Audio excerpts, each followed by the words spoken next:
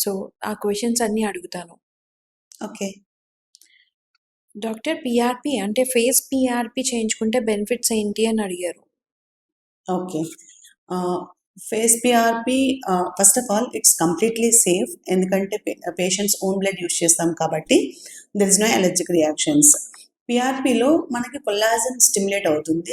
దాని వలన acne scars reduce అవుతాయి, ఫైన్ లైన్స్ ఇంప్రూవ్ అవుతాయి అండ్ న్యాచురల్ గ్లో అన్నది ఇంప్రూవ్ అవుతుంది. దాంతో పాటు it tightens the pores and improves the skin texture. So, ఇంకోళ్ళు అడిగారు లైక్ పీడిఓ థ్రెడ్స్ వర్క్ చేస్తుందా హెయిర్ గ్రోత్‌కి అని. ఎస్. మనం ఇంతకుముందు చెప్పుకున్నట్టుగా హెయిర్ ఫాల్, హెయిర్ రీగ్రోత్ అనగానే first of all we have to check nutritional deficiency ఉందా, లేకపోతే మెయిల్ ప్యాటర్న్ హెయిర్ లాస్ ఉందా అనేది ఫస్ట్ ఆఫ్ ఆల్ చెక్ చేసుకోవాలి. దానితో పాటు మెడికల్ ట్రీట్మెంట్ ఇస్తూ PDO threads for the scalp చేస్తే డెఫినెట్గా ఇంప్రూవ్మెంట్ ఉంటుంది, హెయిర్ ఫాల్ అనేది రెడ్యూస్ అవుతుంది. దీనిలో ఏంటంటే పీడిఓ థ్రెడ్స్ని మనం స్కాల్ప్లో ఇన్సర్ట్ చేసినప్పుడు it improves the scalp by stimulating the collagen and it increases the blood flow to hair follicles. దానివల్ల హెయిర్ ఫాలికల్స్ స్ట్రెంగ్తన్ అయ్యి హెయిర్ ఫాల్ రెడ్యూస్ అవుతుంది అండ్ ఎనాజన్ అంటే గ్రోత్ ఫేజ్ అన్నది కూడా ఇంక్రీజ్ అవుతుంది. సో, దాంట్లో వన్ ఆఫ్ ద క్వెషన్ ఏంటంటే doctor like melasma ఎందుకొస్తుంది? దాని కాజెస్ ఏంటి? మెలాస్మా ట్రిగర్ అవ్వడానికి మేజర్ రీజన్ ఏంటంటే sun exposure and hormonal issues and it's genetic first of all. అలాగే బర్త్ కంట్రోల్ పిల్స్ వాడినప్పుడు లేదా డ్యూరింగ్ ప్రెగ్నెన్సీ కూడా మనకి ఇది వచ్చే ఛాన్సెస్ ఉంటుంది. డాక్టర్ ఇంకొకటి ఏంటి అంటే రోజుకి నాకు చాలా హెయిర్ ఫాల్ అవుతుంది. షాంపూ చేసినా, హెయిర్ కోంబ్ చేసుకున్నా. సో, దీనికేమైనా ట్రీట్మెంట్ అవసరమా? ఆర్ ఎల్స్ మెడికేషన్‌తో సరిపోతుందా? అని అడుగుతున్నారు. Actually for everyone physiological hair loss అనేది ఉంటుందన్నమాట. దానిలో 100-120 హెయిర్స్ పర్ డే షెడ్ అవ్వచ్చు, అది నార్మలే. దానికంటే ఎక్సెస్ హెయిర్ లాస్ అయినా లేదా స్కాల్ప్ విజిబిలిటీ ఉన్నా డెఫినెట్గా మెడికల్ చెకప్ అనేది ఇంపార్టెంట్. డాక్టర్ ఇంకొకటి ఏముంది అంటే లైక్ నాకు యాక్నీ ఉంది. రెగ్యులర్‌గా అంటే రోజుకి నేను 4, 5 టైమ్స్ ఫేస్ వాష్ చేస్తాను. నేను అలా చెయ్యొచ్చా? అని అడిగారు. యాక్నే ఉన్నా, ఆయిలీ స్కిన్ ఉన్నా లేదా యాక్నే ప్రోన్ స్కిన్ ఉన్నా కూడా ఫేస్ వాష్ 2-3 టైమ్స్ ఏ డే మాత్రమే చేయాలి. అంతకన్నా ఎక్కువ చేస్తే న్యాచురల్ ఆయిల్స్ ఇంకెక్కువ స్ట్రిప్ ఆఫ్ అయిపోయి allergic it irritates the skin అనమాట. డాక్టర్ నెక్స్ట్ వచ్చేసరికి 1 జీఎఫ్‌సి లాస్ట్ ఇయర్ తీసుకున్నారంట. కానీ రిజల్ట్స్ ఏమీ లేవు. అది ఎందుకు అని క్వెషన్ చేశారు.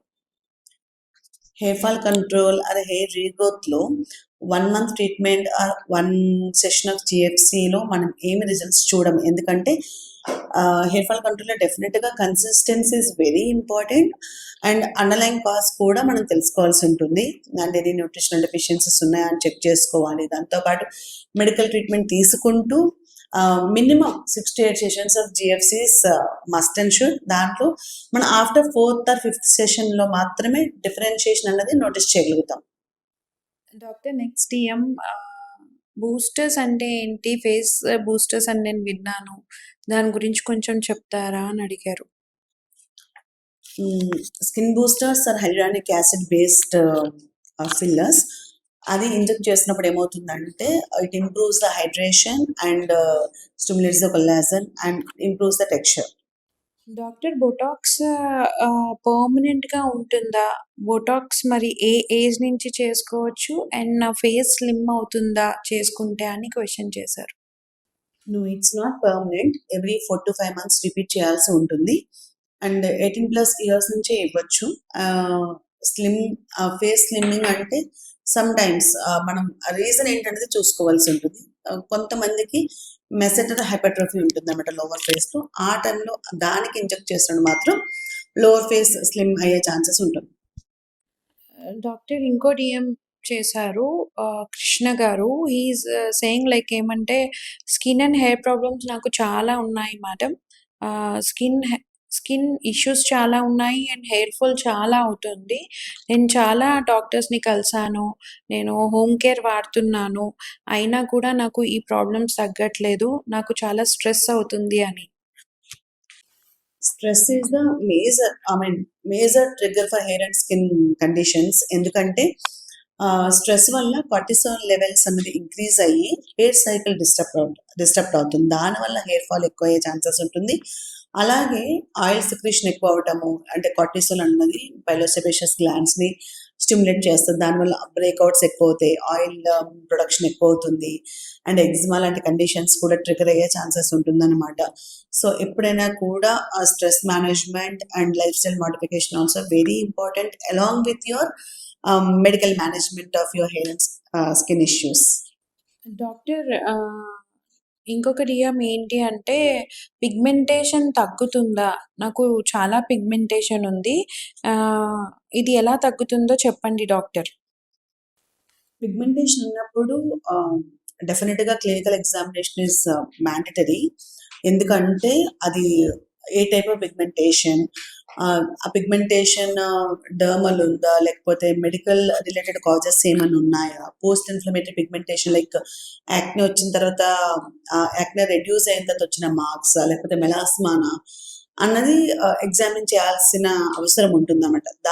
దానిని బట్టి డెఫినెట్గా స్కిన్ కేర్ రొటీన్ ఇస్తూ and procedures like peels and lasers తీసుకున్నప్పుడు మంచి improvement we can expect. Doctor next DM scars ఉన్నాయి నాకు చాలా. ఇంతకుముందు చాలా యాక్ని ఉండింది, ఇప్పుడు తగ్గింది, కానీ స్కార్స్ నాకు పోవట్లేదు. ఎలా తగ్గుతుంది వాడమని పెట్టారు. స్కార్స్కి కాంబినేషన్ ఆఫ్ ట్రీట్మెంట్ తీసుకుంటే చాలా మంచి రిజల్ట్స్ ఉంటాయి.